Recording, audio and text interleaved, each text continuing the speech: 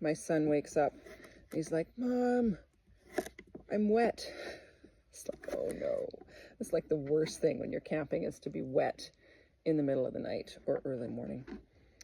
So it seems that somehow the fly failed.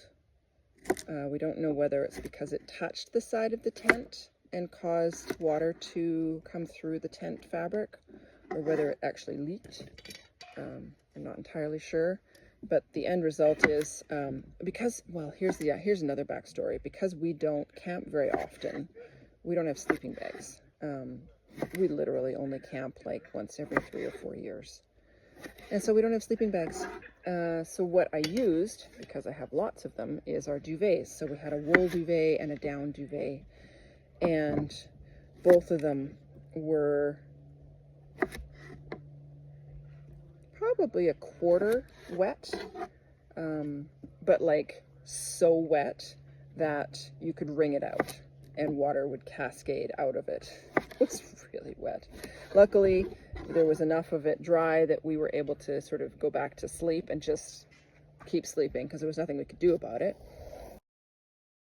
Keep sleeping till morning, and it didn't rain again. Well, it didn't really rain again. It sprinkled a little bit here and there.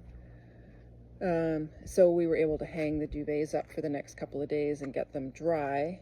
And but yeah, having the right fly and making sure it doesn't touch the sides of the tent is really important if there's going to be any kind of precipitation. Because being wet when you're trying to sleep is just the worst.